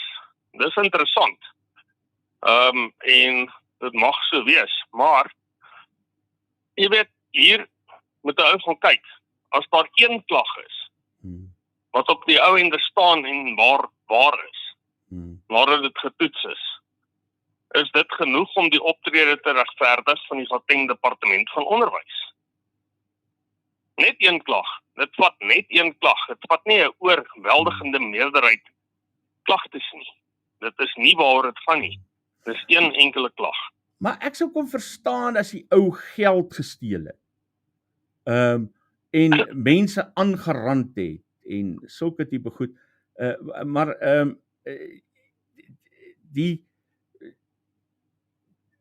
dit lyk nie vir my asof dit lyk vir my of daar iemand is wat 'n beef het met die hoof en toe 'n paar mense bymekaar gemaak het, want dit gebeur mos maklik in 'n groep dat mense mekaar opsweep of kyk ek die saak mis. Ja, ek gaan met jou saamstem, mense kan mekaar opsweep. Maar ek dink jou siening en jou persepsie van wat hier aangaan is 'n totale mistasting van wat presies aan die gang is. En ek sê dit nie herhalend of dis. Nee, ek hoor wat jy sê, ek hoor. Maar ek dink jy het 'n waninterpretasie van wat presies aan die gang is op hierdie stadium. Of dit nou een ouer is en of hy nou ongelukkig is of wie ook al ongelukkig is en of dit nou 10 ouers is of 30 ouers is. Maak dit hoegenaamd saak. En dan die ander probleem is, en dit is duidelik aan die gebeur, is dat die groep van Waterkloof ondersteuners maak hulle eie afleidings oor wie agter die klagtes sit. En kinders word geviktimiseer in die skool. Nou ek sê vir jou regtig, Isak, as dit die omgewing is waartoe jy jou kind wil stuur in die dag, dan het jy die toets gedop. 'n Kind moet veilig voel en ek sê weer eens en ek kan dit uitpassyn, ek het niks te sê oor die hoof nie, ek kan ook nie enige meriete ondervinding doen nie, dit is in ieder geval nie my plek as 'n prokureur nie. My plig is doeteenvoudig om my kliënte te verdedig en te verteenwoordig en voor te stel met alles wat binne in my is en volgens die instruksies wat tot my beskikking is. Met jou ondervinding as prokureur, want ek sien jy is 'n baie ervare prokureur met baie jare se werksondervinding. As ek so 'n saak na jou toe gebring het, wat sou my kanse op sukses gewees het om iemand op met daai feite soos wat ek het nou vir jou gelees het, te laat aangaan?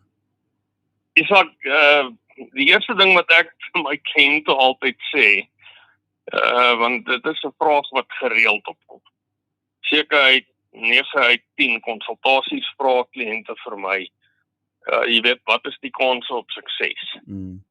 Ek is nie in hierdie bedryf of in hierdie professie om sukses te waarborg nie. Al wat ek vir jou kan sê is, ek glo in jou saak of ek glo nie in jou saak nie. En op sterkte van die feit dat ek glo in 'n saak, is ek gewoonlik bereid om die saak aan te vat al dan nie. Maar ek kan nie sê wat is enige persoon se kanse op sukses nie, want soos ek vir jou sê, as jy jou kliënt se instruksie kry, Isak, dan kry jy net een kant van die saak. Jy kry nie die ander kant nie. En dit het al baie keer in my lewe gebeur, dat kliënte vir my tot op nommer 99 blaatant net nie die waarheid vertel nie.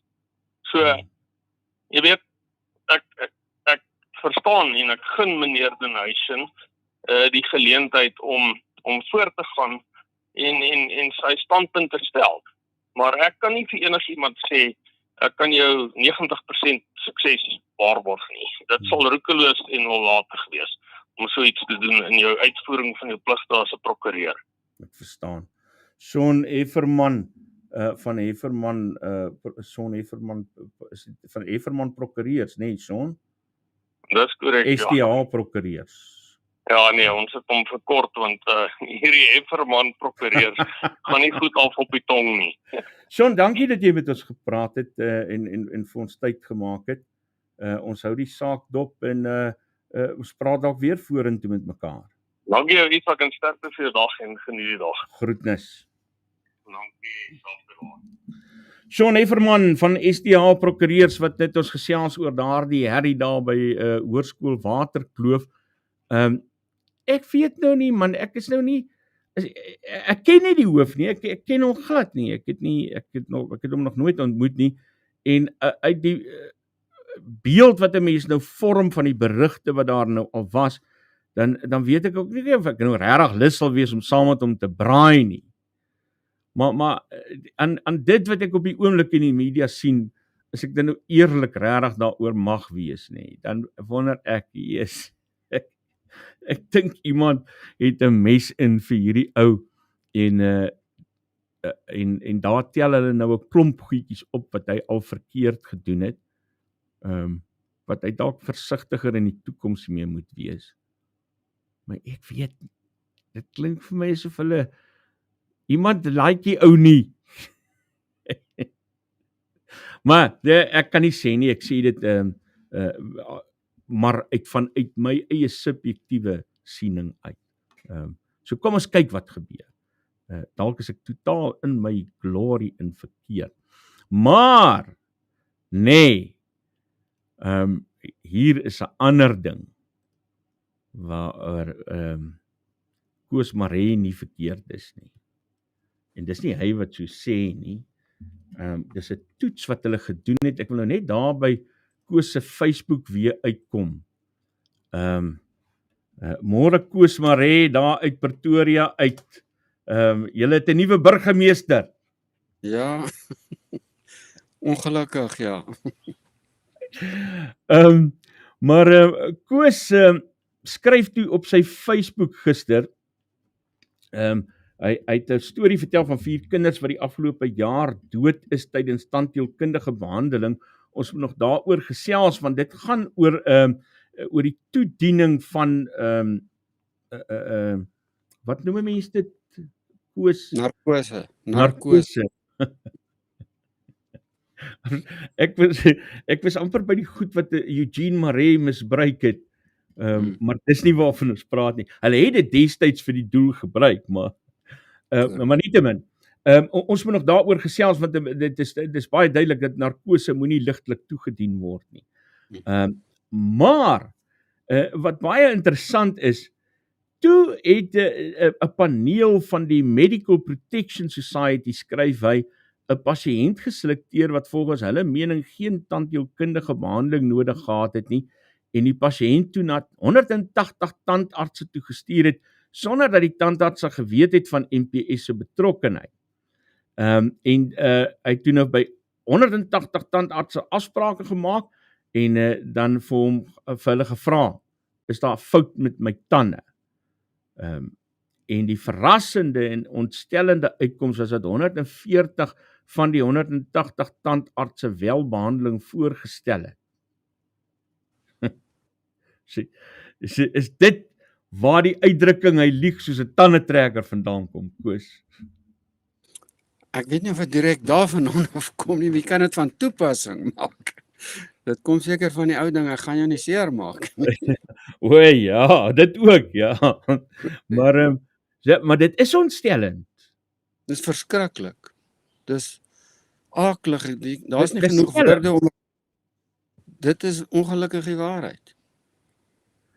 En nou, sou mens nou, die bekommernis daaroor die kwelling is dat 140 uit 180 tandartse, tensy hulle nou toevallig die skelmste 140 gekies het, maar dit sê niks goed van die tandheelkunde bedryf nie, né? Presies, en dis hoekom ek dit sê. Jy weet, ek is aan die einde van my loopbaan, en ek het hierdie goed gesien oor jare, en ek het 2 boeke daaroor geskryf, en ek voel net, ek gaan nie so iets verswyg nie. Dis op 'n amptelike vergadering aan ons meegedeel, en dis skokkend, in alle terme, daar is nie mens kan dit op geen manier verdedig nie. Ek het gister 'n kollega het vir my geskryf en gesê, miskien was die paneel dan verkeerd.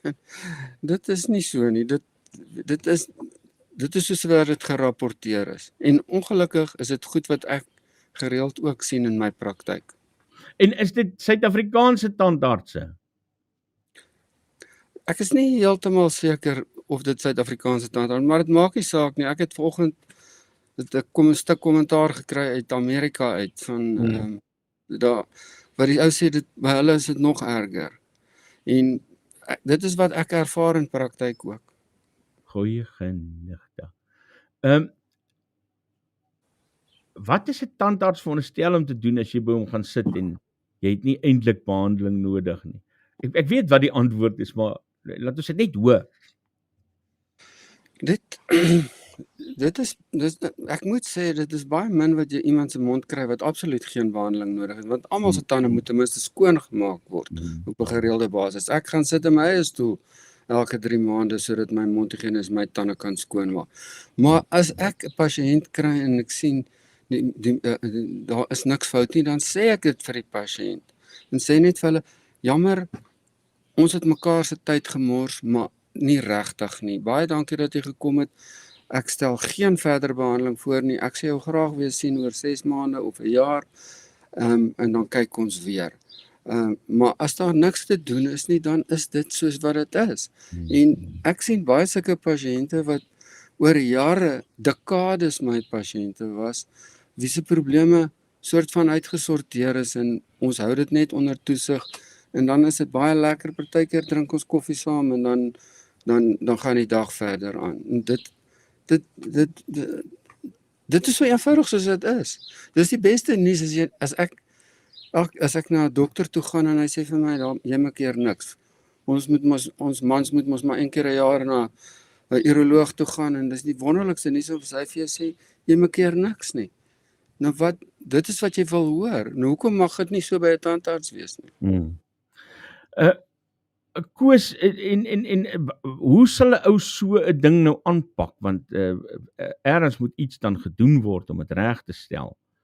Jy's nou baie jare al 'n tandarts, en jy het al selfs boeke daaroor geskryf, handleidings. Wat sal 'n ou doen om hierdie ding reg te stel, om dinge etiek in die tandheelkundebedryf reg te trek? Jy gaan dit nie, ons gaan dit nie op hierdie stadium in die huidige groep wat die mense bedien op 'n groot globale manier regstel nie. Dis iets wat jy by jou ma en jou pa leer aan moeders nie, om aan ander mense te doen wat jy wil hê hulle moet aan jou doen. Dit is dood eenvoudige basiese goeie maniere en 'n sin vir waardes. Goed, jy kan kursusse aanbied soos die goed wat ons nou wel na geluister het, maar dit gaan in baie gevalle by die een oor in en by die ander oor uit, want geld is die oorheersende faktor geword in die hele wêreld, nie net in tandheelkunde nie, maar in die hele wêreld. En hoe hoër die finansiële druk, hoe meer gaan jy hierdie tipe van ding sien.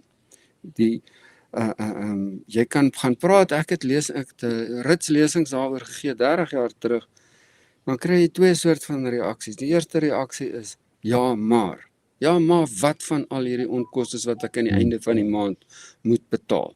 Die salarisse, my skuld, die leases op my toerusting, die materiaal, die goed moet betaal word. So, ja maar dit is baie wonderlik hierdie idees van jou, maar dis nie haalbaar nie. Tandarts sê dit vir jou reguit. En so jy gaan dit nie op daai manier reg kry nie. Ons kan liewerster miskien die gesprek in 'n ander rigting stuur. Wat doen ek en jy eintlik as 'n pasiënt, as ek na 'n tandarts toe gaan? Hoe kan jy seker maak dat jy die regte behandeling kry en die regte advies kry? Nou mag jy vir ons daai antwoord. Dit gaan daaroor oor twee goed, kommunikasie en verhoudinge, soos die hele lewe maar werk. Daar moet 'n goeie verhouding tussen jou en jou tandarts tot stand kom. En dit is 'n twee-rigting ding. 'n Pasiënt jy moet maar die kans vat en na tandarts toe gaan en met hulle kommunikeer en jou eie besluit neem oor die man of die dame se integriteit. En vertrou hom dan ten volle en bou 'n goeie verhouding op met hom en werk aan albei kante. Tandheelkunde is een van die moeilikste professies in die wêreld, omdat dit baie swak omgewing is om te kommunikeer. Ja, want die tandarts sit met sy hande in jou mond en dan is daar per definisie geen kommunikasie nie. En daarom het ek 'n lewe gewy daaraan, letterlik, om by dit verby te werk deur aktief regop te sit en die pasiënt in die gesig te kyk en met hom te kommunikeer. En dit is al wat, as ons dit kan regkry in die professie, as ons tandartse kan leer om met hulle pasiënte opreg te kommunikeer, en dan dis die enigste manier waar jy so 'n probleem gaan in die bek ruk. Want jy het nou ook genoem van ouens wat vra, hoe gaan hulle instrumente en goed kan bekostig. Dis nou nogal 'n ding deesdae. Dis glad nie meer goedkoop om na 'n tandarts te gaan nie. Dit kos nogal vir jou meer as net 'n tand. Dit kan selfs vir jou 'n arm en 'n been kos deesdae. Terwyl ons dan nou vir jou op die lyn het, nê, en ons in hierdie tyd leef waarin tandartse verskriklike duur toerusting het, en ons het versorging van ons tande nodig, maar ons het nie so 'n klomp geld om dit te kan doen nie. Hoe kommunikeer mens met jou tandarts om te sorg dat hulle nie jou been en jou arm ook afruk nie? Wel, dit raak baie tegnies. En in 2 sinne. Tandheelkunde is 'n baie tegniese professie en om die goed te kommunikeer wat die tipes behandelingsmetodes is 'n baie moeilike ding. Maar dit is waar die kuns lê, is om dit met pasiënte te kommunikeer. En kom ek neem net 'n eenvoudige voorbeeld. Die hele ding wat in die wêreld aan die gang is, in Suid-Afrika verskriklik oor, haal hierdie silwer stopsels uit jou tande uit, want dit is giftig, dit maak jou gif. Dit is van alle waarheid ontbloot. Die tyd af Suid-Afrikaanse Tandheelkundige Vereniging, die British Dental Association, American Dental Association, die internasionale tandheelkundige is baie duidelik daaroor dat daar geen bewyse daarvoor is dat hierdie stopsels verwyder moet word omdat dit toksies is vir jou nie. As dit vir jou lelik is en jy beweeg op die veld van kosmetiese tandheelkunde, het ek geen simpatie met jou nie. Dan moet jy betaal wat die tandarts jou ook al vra daarvoor. Maar vir 'n tandarts om vir 'n pasiënt te sê die goed is giftig, dit gaan jou vergiftig, is oneties, onimmoreel. So dit is 'n behandelingsmetode wat gebruik word vir 200 jaar al in tandheelkunde. En is 'n baie goeie stopsel, is 'n baie eenvoudige manier. Dit is weerstandig teen vog, en die mond is 'n baie vogtige omgewing. En dit kan vir in ons land, wat 'n derde wêreldse land is, vir baie mense, vir duisende miljoene mense van groot waarde wees. Maar ongelukkig is daar baie ander tegnologie wat baie meer winsgewend is, of ten minste dit word verkoop om al hierdie fancy wit tandheelkundige tandkleurige stopsels, porseleinstopsels in jou mond in te sit, want jy gaan baie meer geld maak daarmee. Dit is waar die probleem begin, is dat tegnologie word aan tandartse gesmous, omdat hulle daarmee kan geld maak. So word dit vir hulle verduidelik en die verteenwoordigers kom in jou spreekkamer en sê vir jou, as jy hierdie skandeermasjien of hierdie ekstra masjien koop en jy hoef net 1 of 2 dae te neem, dan maak jy hierdie soveel en soveel geld. Dit is die verkeerdste manier om 'n tandheelkundige praktyk te doen. Jy moet na die pasiënt en na sy behoeftes kyk. En as hy in jou stoel kom sit en hy sê vir jou, dokter, ek het nie geld nie, kan jy my help? Dan moet jy as tandarts 'n manier probeer vind, al is dit met tydelike stopsels of met watter manier ook al om hierdie pasiënt. Ek het honderde, as dit nie duisende sulke pasiënte. Ek het een pasiënt, hy is nou dag 90 jaar geword. Hy loop 15, 16 jaar met 'n tydelike kroon wat ek vir hom ingesit het al daai jare terug. En dit is op skrif, is gerekordeer, is in my boeke, omdat ek die oom wou help. En dit kom maar net uit my hart uit, omdat ek lief is vir die oom. En dit is aan die hart van ons professie. As jy wil, jy moet besluit, wat wil jy doen? Wil jy geld maak of wil jy mense help? Dit is wat jy moet doen. Dis 'n moeilike keuse. Nee. Maar ek moet vir jou sê, my silwer stopsels wat ek as 'n baie jong man gekry het, dis nog steeds in my mond, en ek het die afgelope 2 jaar hier op Nelspruit by 2 verskillende tandartse, ek sal nou nie hulle name noem nie, van daai wit stopsels gekry, en daar's nie meer een van hulle in nie. Ek moet nou elke kort terug gaan tandarts toe om te herstop. So ek wil hulle nou gaan vasvat en hulle sê, nee man, dit kan nie werk nie. Maar voordat ek jou groet, die een van die tandartse wat ek gebruik hier, die tandarts wat ek op die oomblik gebruik hier op die dorp, is een van daai groepe, waar jy redelik goedkoop kan wegkom by hulle, maar nou as jy partykeer 'n afspraak maak en hulle is vol, dan sê hulle, okay, hulle kan jou nie nou vat nie, maar hulle sit jou op 'n waglys, en as hulle jou bel, dan moet jy dadelik kom. So ek kry toe nou eendag 'n afspraak, wat sy vir my sê, okay, wag, maar ons bel jou, en dan moet jy binne die volgende 10 minute moet jy hier wees. So nou wag ek en so wragtig waar bel hulle, sê, hoorie Isak, ons het vir jou 'n opening hierso, maar jy moet kom, 10 minute. Anders is daar nou nie meer plek vir jou. En ek was net besig om ontbyt te eet. So nou spring ek hier op, sodat ek binne 10 minute by die tandarts kan wees, want ek het 'n probleem man, hy moet my tand reg maak. En ek kom daar, en sy is 'n jong tandarts, sy sê vir my, hoorie so meneer, maar jy moet regtig waar flos. Ek sê, maar ek flos soos 'n besetene. Toe sê sy vir my, regtig? Op so 'n manier, dat ek geweet het, sy glo my glad nie. En van daar af flos ek nog meer soos 'n besetene. Inteendeel, ek het nou al een van my tande weer oopgeflos hier, wat hulle weer moet regmaak. Omdat sy my nie wil glo dat ek flos nie. Nee, maar dit is baie mooi, baie geluk dat jy so goed flos en hou daarmee aan. Maar Koos Marie, lekker gewees om met jou te gesels en alles van die beste daar by jou kant. Baie dankie Isak en dieselfde met jou kant daarso. Groetnis. Goed gaan, mooi bly.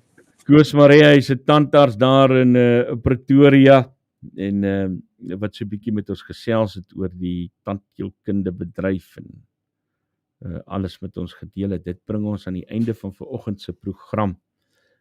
Baie dankie dat jy saam kyk, baie dankie dat jy saam luister. Onthou, ons het nou nie meer 'n middagprogram nie. Ons het die middagprogram laat saamsmelt minstens vir tydelik met hierdie program. So daar's nie meer 'n regstreekse middagprogram nie.